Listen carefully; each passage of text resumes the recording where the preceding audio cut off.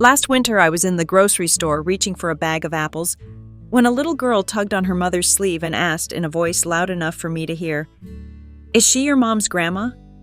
I don't even have a daughter, but the comment landed like a pebble in my heart. I smiled politely, but inside I felt smaller. Gray hair had taken over so fast that I no longer recognized the woman in the mirror. For years, I told myself to accept it, that this was just part of aging gracefully. But deep down, I wasn't ready to surrender. What happened next surprised even me. I found a simple routine, gentle, natural, and safe, that started to wake up the natural color hidden in my hair follicles. No box dye, no harsh chemicals, just small, consistent habits that began bringing depth and warmth back into my strands. Stay with me because I'll share exactly what I did, why it worked for me, and how you can try it yourself. And if you think it's too late at 60, 70, or even 80, don't click away. This may be the encouragement you've been waiting for. My mirror moment. I wasn't always brave about aging. I love my laugh lines. They tell stories about joy, about time well spent with family and friends. But my hair told a story I didn't choose. One morning while I was fixing tea, I caught a glimpse of myself in the reflection of the kettle. My temples had turned pale silver. My crown looked dull and lifeless, and the woman staring back seemed older than how I felt inside. For years, I avoided box dyes. I have a sensitive scalp and a history of allergies, so the idea of putting chemicals directly on my head always scared me. So I told myself, just accept it. This is who you are now. But then my neighbor Ruth, she's 74, sharp as ever, and has the most beautiful brown-silver blend, pulled me aside one day. She whispered, "You know, some of us get a little color back when we feed the hair the right way." It sounded like a myth, some old wives' tale. But Ruth had something I wanted, hair that looked alive. That night I went searching, determined not to fall for fads or miracle potions.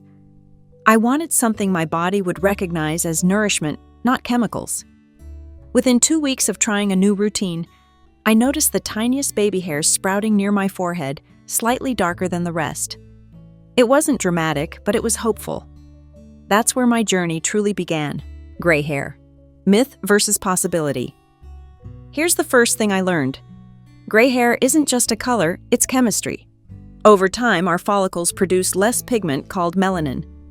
Stress, oxidative buildup, nutrient gaps, and scalp health can all speed up that process. Once pigment cells slow down, hair turns gray or white.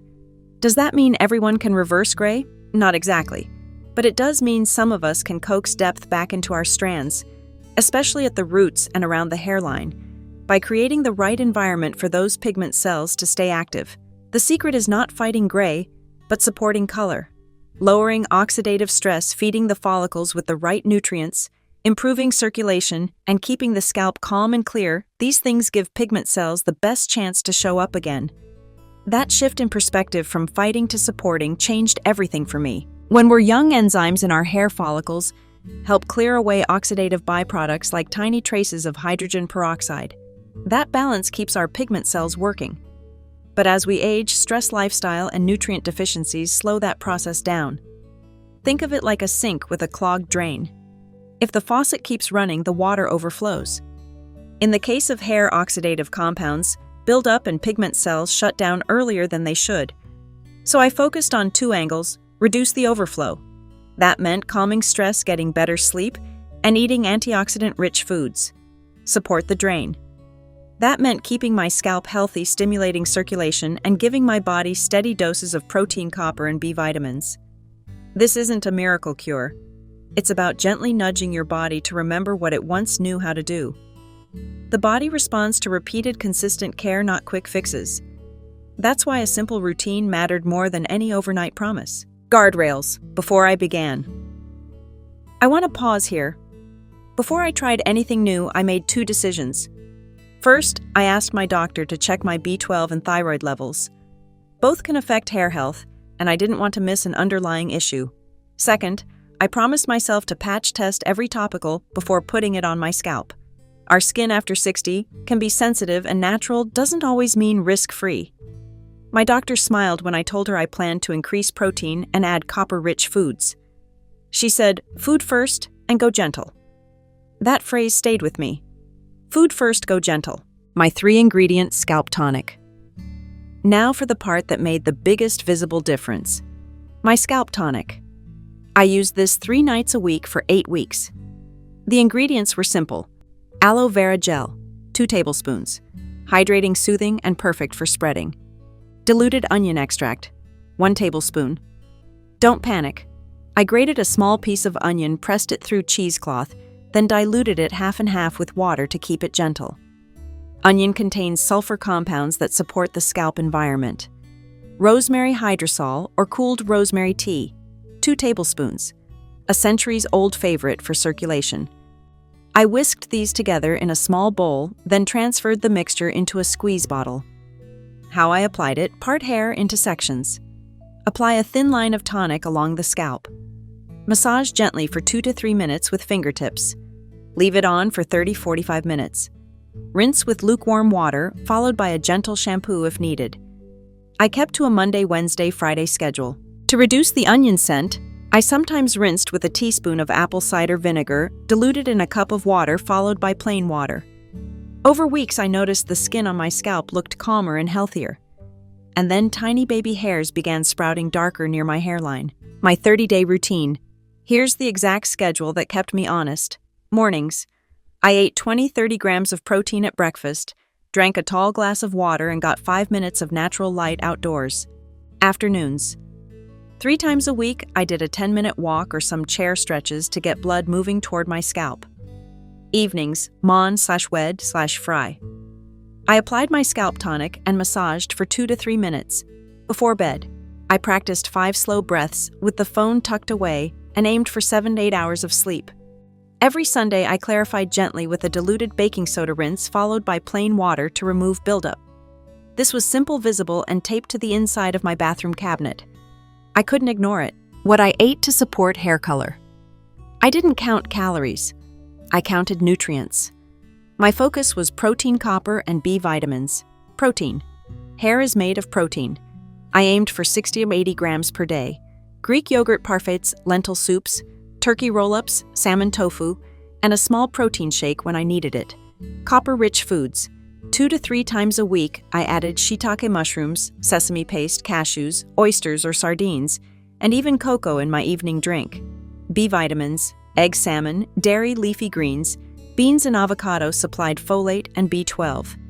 Antioxidants and minerals. Berries, spinach, kale, and pumpkin seeds became regulars in my kitchen. Hydration. I started each morning with water and lemon. Some evenings I brewed rosemary or sage tea, which doubled as a scalp rinse. What I cut back on were ultra-processed snacks and extra sugar. When I ate simpler, fresher foods, my scalp felt calmer and I shed less hair. This wasn't a diet, it was a friendlier pantry. And within weeks, not only did I see my hair respond, I felt more energetic too. Small habits. Big payoff. Think of your scalp like a garden. You need oxygen, nutrients, and clear soil. 2 tiny habits gave me big results. A 2-minute scalp massage every morning while waiting for my tea water to boil, and gentle movement throughout the day to keep blood flowing upward. I also switched to a sulfate-free shampoo, let my conditioner sit for 2 minutes, and used soft scrunchies instead of tight clips. I avoided scalding hot water and harsh blow-drying. Individually, these changes seemed minor, but stacked together, they transformed how my hair looked and felt. My strands stopped looking tired and started looking awake. My week-by-week progress weeks, 1-2. My scalp felt healthier, less tight. I saw fewer hairs on the comb. No color change yet, but I spotted baby hairs near my temples. Weeks 3-4. I noticed a subtle warmth returning near the roots. It wasn't dramatic, but the overall effect was richer. Weeks 5-6. Neighbors asked if I'd switched shampoos. I hadn't. The front hairline looked a tone deeper, and photos in sunlight didn't wash out my hair as much. Week 7-8. This was the sweet spot. My husband's barber, who never sugarcoats, said, "Your hair has more color than last time." That was the confirmation I needed. It wasn't jet black. It wasn't 30-year-old hair. But it was mine. Hair with life in it. Mistakes I made along the way. Of course, it wasn't all smooth. I tried doing the tonic daily. My scalp protested. 3 times a week was the sweet spot. I skipped protein some mornings and noticed more shedding. Now I always start the day with 20-30 grams. I rinsed with water that was too hot. It irritated my scalp. Lukewarm is best. I used to pull my hair into tight buns. I swapped those for soft scrunchies. And the hardest lesson: color doesn't return evenly. The front responded first, the crown was slower. I celebrated the small wins.